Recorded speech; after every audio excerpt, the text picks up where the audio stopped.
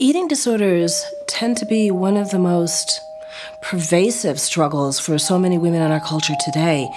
And when you look at the whole gamut of it, everything from disordered eating all the way to the very severe eating disorders, this is not something that someone is doing to fit into a size 0. There are lots of underlying issues that are going on that are trapping them in this struggle. And unfortunately, there are those that don't get out. The facts, the numbers, it's not that they're not important. They are important, but it's that they don't tell the whole story. I wish that were. Perhaps there's meaning to what they're doing. They are trying to reveal to themselves, as well as others, something that has yet remained hidden.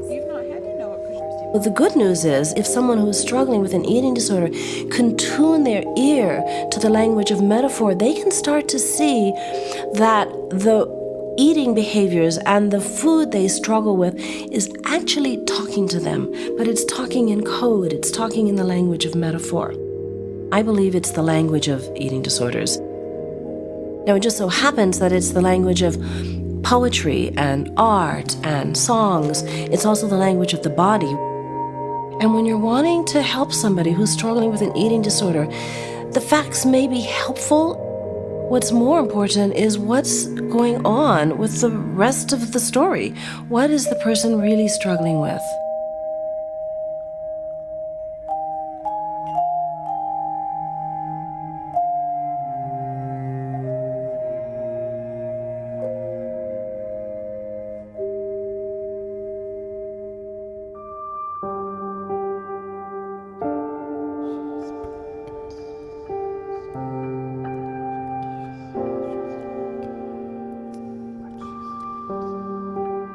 I think it was actually the creative part of me that was connected to it initially, music and movement.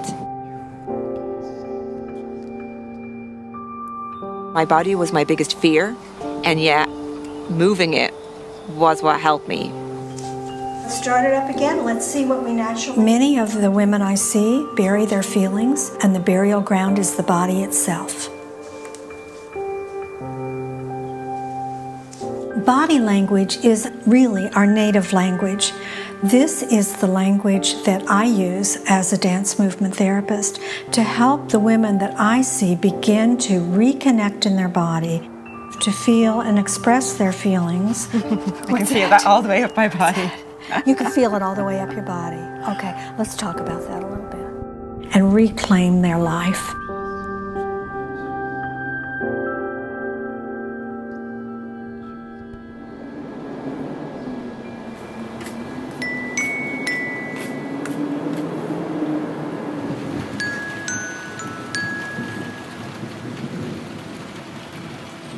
Come on in. I Okay. have the newsletters in my jacket. Oh, you do?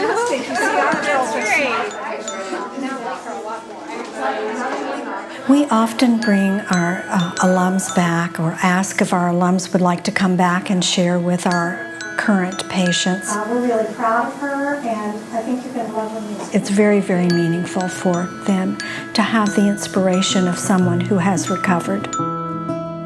And now we have our message by alum Mary Curtis. At the beginning of my journey, I couldn't speak. Because we know it's not about the food, right? Do we know that it's not about the food? Finding my voice has been huge because an eating disorder will kill your voice. It's not about my body. It's not about the food that I eat. It's more than that. And that was the biggest change for me. That's what really gave me an open door. We make it about the food, but it is really not. For me, it's about who I am at my core and whether or not I can accept who that is.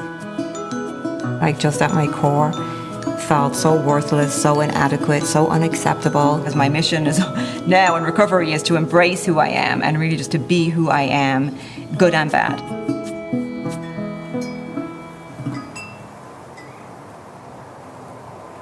I believe a person who has an eating disorder has a tendency to avoid connection in their own body, connection with their feelings. Let's take that around. Take it around. And without connecting on a body level, we don't know if we're hungry or not, if we're angry or sad or anything. Most therapy for eating disorders takes place in an office. There's little room for shifting gears, for moving one's body, and that's what I want to get to. Their own innate, natural dance.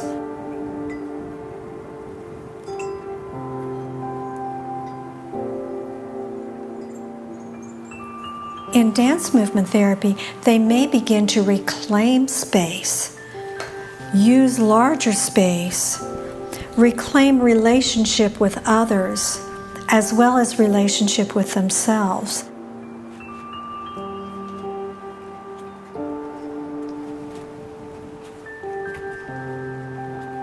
Taking a simple gesture, a story can emerge that has far greater meaning. Okay. Anything interesting about this so far? It feels very connected. It feels We're very not connected. isolated. Yeah. Why is it specifically important for you? Just to keep me like out of my head, like connecting with other people Yeah. and being around other people and Yeah. like students and With that eating disorder, you can have a tendency to isolate and to live in your head rather than in your body, right? Okay. I feel like rocking when I'm holding myself. Like We this. can add that. I naturally want to just rock myself. So let's add that in. Because then that will start us off into, I think the next movement is moving around. Yeah.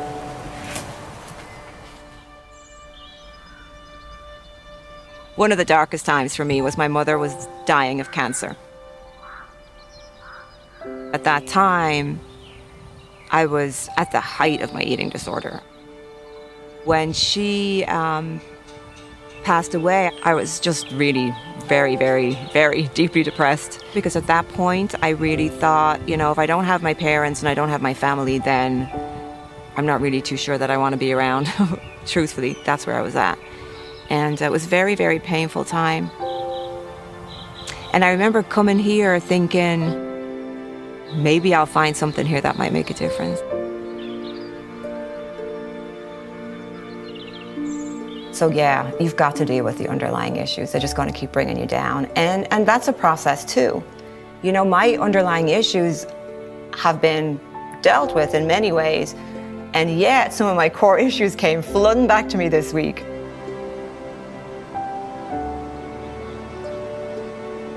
I had a situation last weekend where I was let go from my job. And it was a job that I gave 150% to. It took up every hour of my day. And all of a sudden, bang, it was gone. And it's funny after all this time to have such an emotional thing happen to me this week. My first place of reference to come to for support was Rehearsing. In the past, I would have immediately started using my symptoms. And last weekend, I didn't do that. And I think that's just a testament of if you continue to work and use your tools and practice them, that when you really, really, really need them, they kind of are there without really having to put much thought into it. In your ongoing therapy, you often look at it up here. Let's look at it down in here for a minute. And let's say that this bench is, this is the dead end. This is the problem. So we can take even our slow steps, it doesn't matter. Any movement you want to use to get to that. To get to it? Yeah. Okay, now I'm just going to move this out of the way for a minute. And we're going to try it in our body without, we're going to try to internalize it, so we're going to still stop, but it's not there. We're just carrying it with us, okay?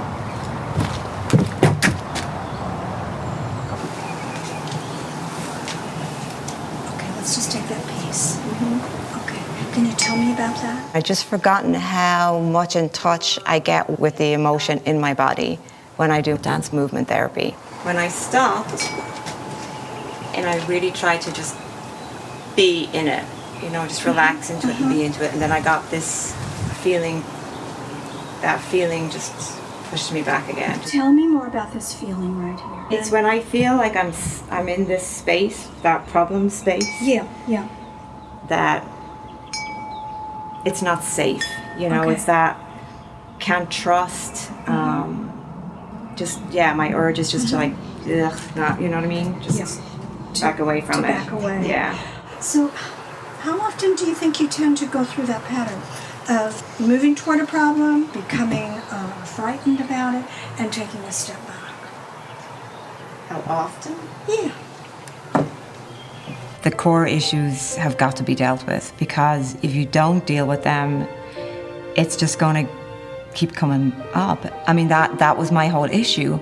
I was in and out of treatment, and I understood it all intellectually. I understood the therapeutic thing. I understood why I did it, why I felt the way I felt. Like, I understood all that.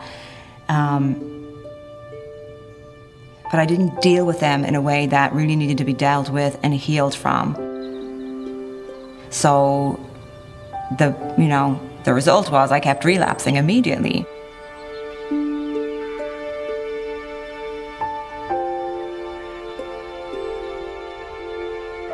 I've known this fabric for a number of years now, and it's very secure for me. And today I'm feeling like I need a little bit of security, and that's what drew me to it today. Let's see what we can do with the fabric. Yeah, I'll follow you. I know what I want to do with the fabric. What do you want to do, Mary?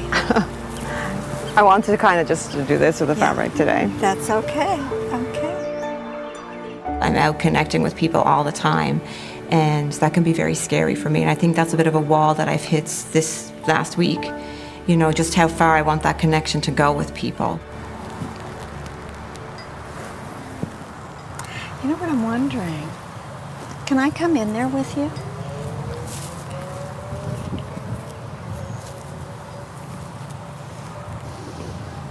Let's do this dance together. We've been dancing together for a long time, Mary. How long? A long time. I've known Susan a long time, probably 10 years or so, and our relationship has been quite stormy at times. It's almost like I don't want to connect with you, you know, because I know you so well, and I know that you have a way of tapping into my emotion. It's almost like I'm like, no, I don't want to keep my distance. Well, let's work with that. You know, when I came to Renfrew first, I always liked to dance. Dance was my escape. I would come over to the dance movement therapy room thinking, oh, great, I have a chance to dance because it's my outlet, you know. And I would put on this really quick music, and I'd be like around the room, and Susan would stop me. And I would have so many disagreements with Susan because she wanted to stop me and slow me down. I could barely keep up with her. And she wanted to move so fast to exercise her demons, as well as possibly to burn calories. I feared it. I really, really feared slowing down and being present with my body. Because listen, when you've got an eating disorder, the last thing you want to be present with is your body, right? Because that's why you're in it to begin with. You don't want to be present with what's going on inside of you. I wanted her to move in her body in a way of becoming in touch with her feelings and being able to move toward wholeness. Susan, for me, at one point, was representing my mother. You know, there were certain elements that reminded me of my mother, and would push a button, and oh, God, it was, you know, a nightmare. And I think what I can say about Susan is she has been consistent throughout, you know. It was my experiences that were causing the storm or causing the clash. She is consistent.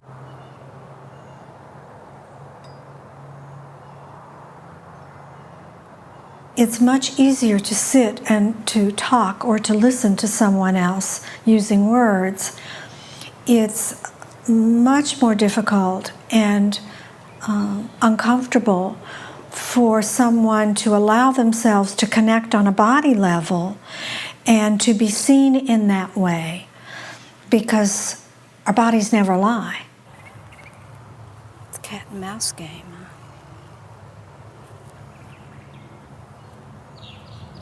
I want to pull it. I want to control it. Go ahead, control it. Dance movement therapy is really unique because I get to use my own body mind to affect another person and to help them respond to their own body mind.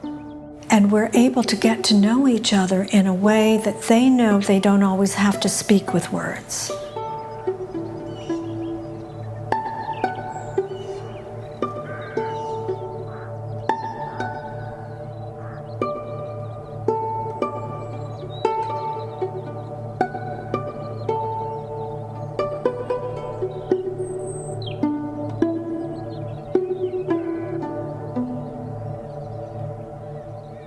dance movement therapy. That's when I access my emotion. It's when I can allow myself to let go of my head and get in touch with my body.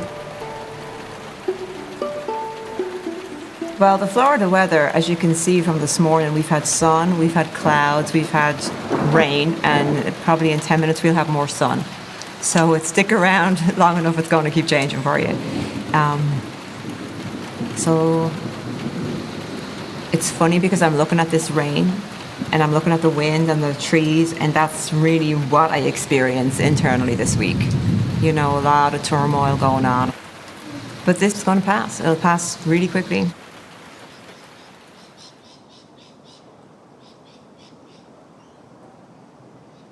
Putting down the symptom, even though it's really hard, it's the easiest part of recovery. Mm-hmm. It's dealing with what goes on inside of you when you haven't got your symptom around.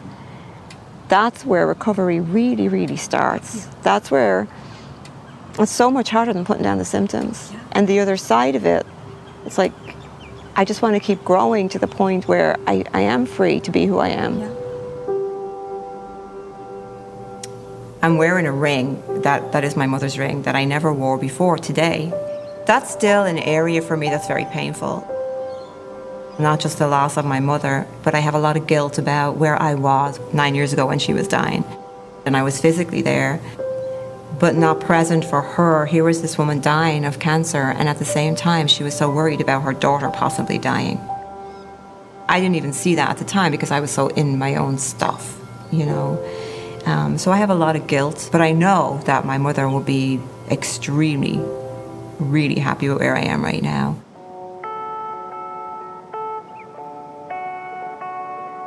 You know, I've been out working, I do my service work at the church, I talk to friends, I have friends. You know, before it was just me and my eating disorder in this really great, intense relationship. Well, good morning. Good morning. It's wonderful to see so many beautiful mothers in the house this morning as we continue. Today's Mother's Day, and it's always been a very challenging day for me. I'm not a mother. I come down here and I'm with the kids, and they all say Happy Mother's Day to you. The way they look at it here is, if you have any part of nurturing a child, then you're a mother of sorts, you know? I've really had to learn how to take that mother's nurturing instincts and nurture myself back to a healthy life. Be who you are, live who you are. And see, I even get excited when I'm talking to you about it. When I'm in that place, that's why it's worth it to experience this feeling right now.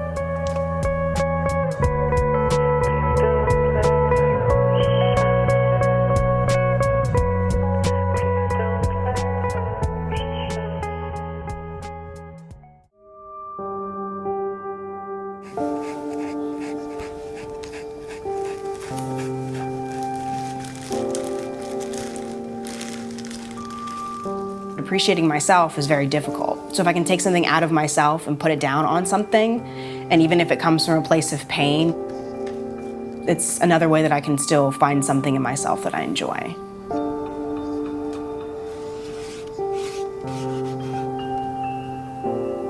Being able to paint a picture of what I'm feeling inside was very profound for me, because it actually kind of put a face on it and identified it and got it out of me. Anytime I'm kind of working with my hands, it helps to kind of feel engaged in life, which is absolutely the opposite of the eating disorder.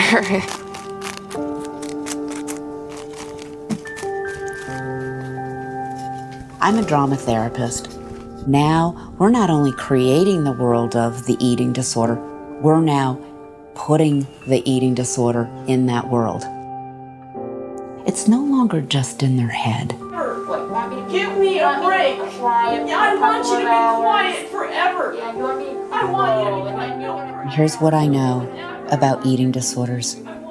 That voice in your head, it is not kind.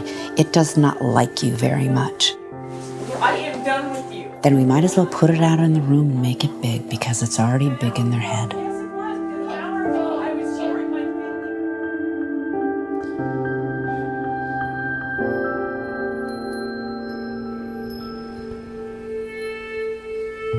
In my work with women who are in recovery from an eating disorder, I often see their eating disorder as this maladaptive part of themselves. As a drama therapist, I am encouraging an embodiment of this part of themselves. I want to know the story of the eating disorder. All right. Wow. How old was Lindsay when you came into Lindsay's life? She was 10. She was 10. There was a pivotal moment in their development. Whatever it was that happened triggered them into developing this internalized voice. What do you tell her about herself? I tell her that she's just horribly ugly. And she's fat, and I will not let her take anything in. If she ever gets to the point where she's about to faint, maybe I'll let her eat a little bit. Many women with eating disorders don't know what to call this part of themselves, and they become over-identified with it, and they think it's all of who they are. The eating disorder voice has taken over, so to speak. My process as a drama therapist is to try to help them realize that they are not just their eating disorder. There is another part of themselves underneath that they've lost touch with.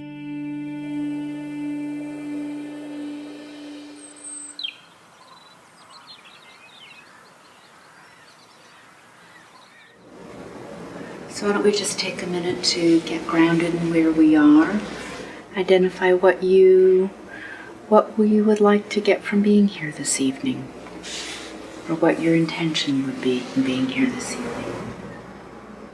I've had just about every theory used on me. In fact, I think I've had all of them used on me, but both art therapy and drama therapy. This is something that really helped me in more profound ways. I had some really traumatic things happen and developed PTSD. I felt unsafe and scared. And so, not wanting to deal with those emotions, I started restricting, losing weight. My body began to mimic my internal self. Through its emaciation and its sickness, it was showing the people in my world and in my life, this is what I'm feeling inside. I don't know how to tell you, but I'm going to show you. I needed somebody that was able to see past that and help bring that out in healthy ways. We first begin by getting to know one another in the drama session, and that frequently involves warm-up exercises. You can play it any way you want, any emotion, any intention, but you absolutely want it. And absolutely, they can't have it. I want it. You can't have it. I want it. You can't have it. You can't want have it. Oh, I want it. I want it. You can't have it. But I want it. But you can't have it. I want it. You can't have it. I want it. You can't have it. When I was 19, I would go to my friend's college dorm, and it was very popular to have like drugs to stay awake. And I took some. I didn't eat for like weeks at a time because I was just doing all these drugs. So whenever I did get around food, it turned into eating, and then I had to throw up in order to be comfortable. Every one of them is going to bring about the end of the world. A way to keep my recovery moving forward is having a way to express myself. From morning till night. The world sucks. The drama therapy was really helpful because it put you in a room with other people that were as raw and vulnerable as you are. So there was no fear because they were going through something very similar. I'm just going to move around in the space in a way that expresses a feeling that I'm having right now. And when you think you know what that feeling is, just come and join me.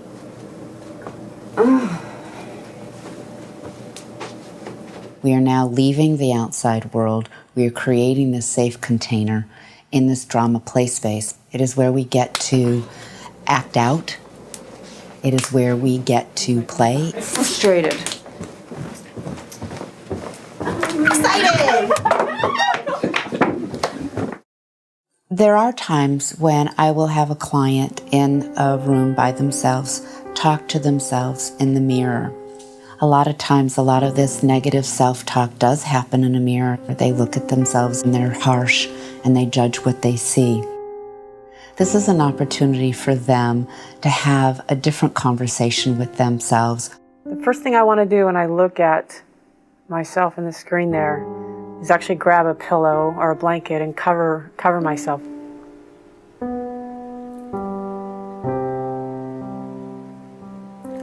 I really have a hard time liking you. But I do, I mean, I don't know why. I just have these voices that are built up and say, feel so badly. Negatively about myself, and I just, it's so hard to fight that. I ended up taking a leave of absence from Georgetown because I couldn't handle or manage the school anymore. I wasn't into it, I was depressed. I just took a leave of absence. You're so ashamed of everything you're doing, you don't understand it. But I knew I wanted to get better. I couldn't deny what I was doing and the drive to do it. I wouldn't let myself be angry.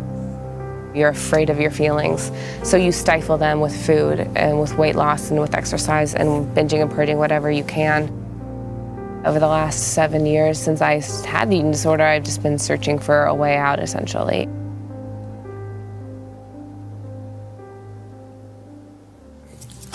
Yeah, I think these work.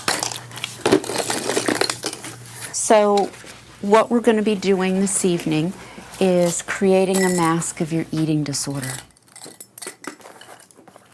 Anything that would represent this internal eating disorder voice, this internal critic that manifests itself as your eating disorder. We're going to make this three-dimensional and create a mask of it. Represent it as worse or make it like it is now? As it is now when it creeps back in a little bit. Okay. How would that be?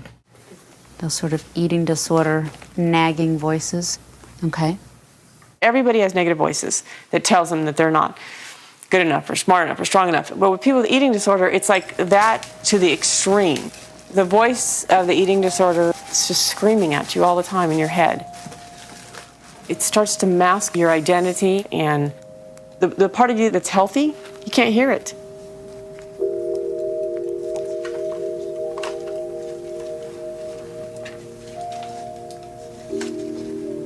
This one looks different than my first one, huh? It certainly is.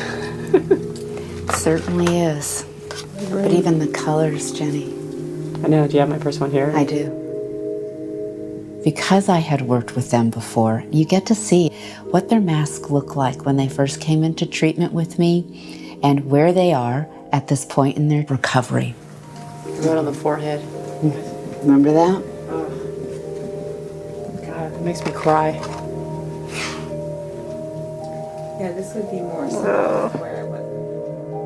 Let's just kick her while she's down. Yeah.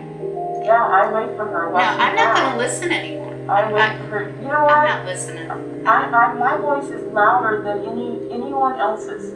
It doesn't matter who else keeps talking. Absolutely, I am loud. Talking to yourself in your head is a very different experience than saying it out loud and being witnessed in that process. Enough to overtalk. And you can.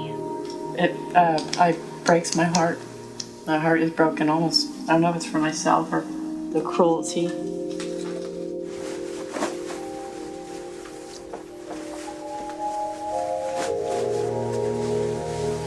How am I going to re-enter the spaces their eating disorder and have it being a little authentic?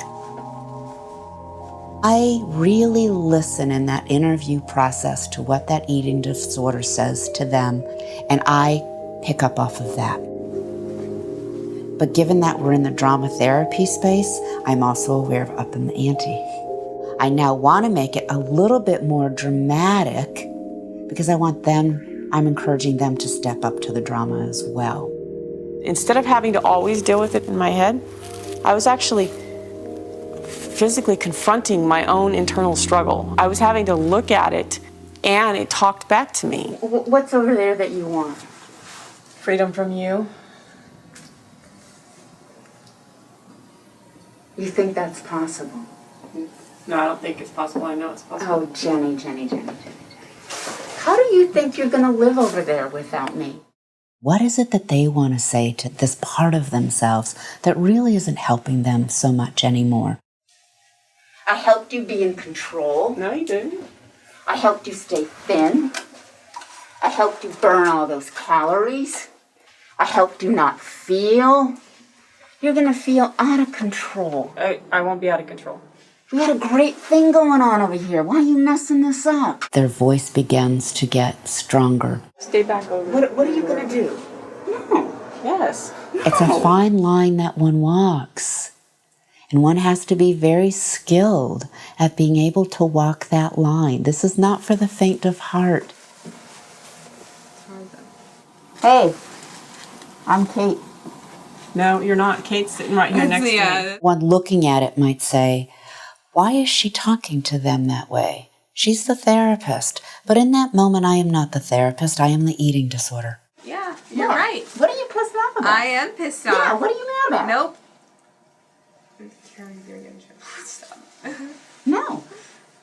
No.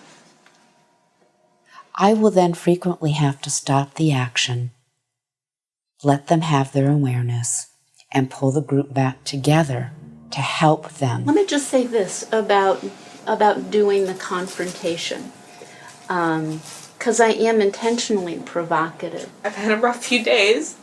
Yes. And not in the space. Not in the space to act. I have to balance. Do they have enough skills to leave at the end of the day and not act out because of this cathartic We all have moment? that pain, and we're all avoiding it on some level or another.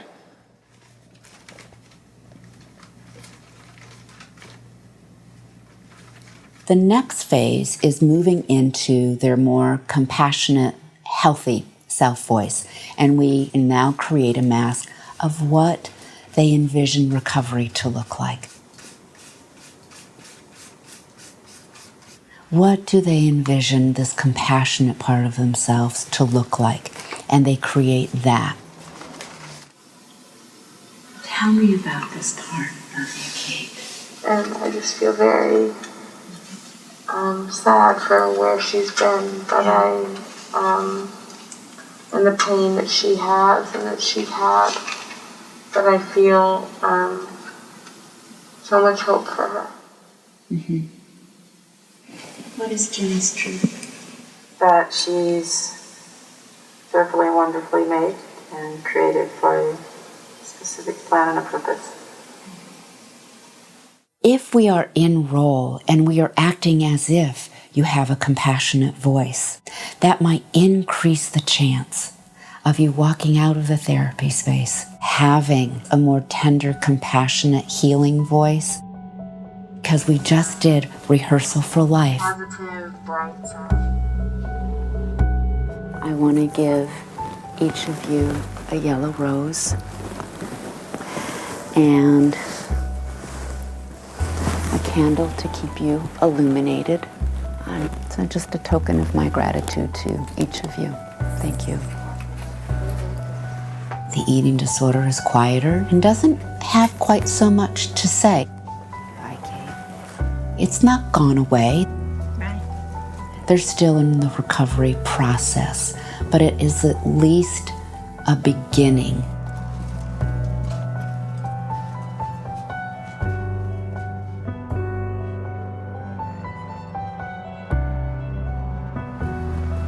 So here I am today in this magical place, my new home near Watsonville, California.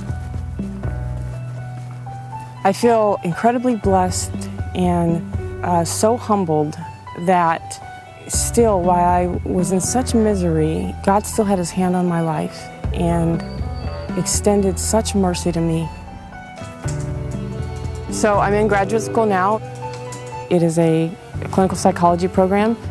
It utilizes all my past experiences with therapy to help other people who are struggling with eating disorders. I got really lucky because I love to work with dogs. Dogs make me forget every negative thing in the world. So with my work, I get to move into adulthood by pursuing a career of something that I love, and then I get to grow. The biggest hurdle to recovery for me would be finding other things to fill the space in where I was always thinking about food or my body. Well, I think the hardest part probably is having time to fill it with other things, because if you're always thinking about food, then you don't have any passions anywhere else. So how can you have those passions grow? So it's a search for things to take up that space. Mr. Fox, I think that's the best thing I've ever heard. Thanks.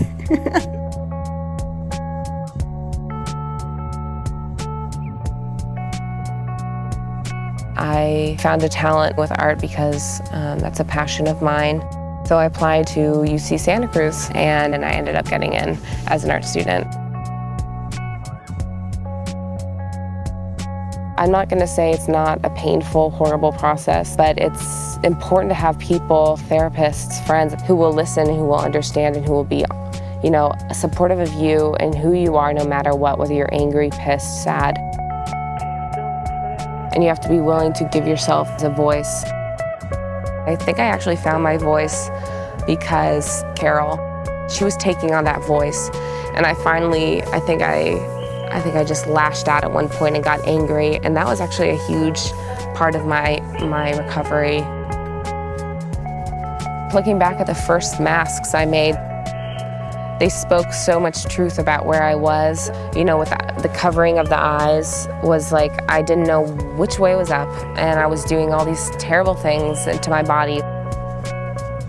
But I had no idea what I was struggling with. And I think slowly, like I said, it's been unfolding. I've been learning, and I've been trusting people and fighting to understand, and it's been a long, long road. And it's gotten me to a space where I'm no longer fighting myself or fighting food. And I didn't need the eating disorder anymore, and I haven't had any symptoms of it since, which is magical.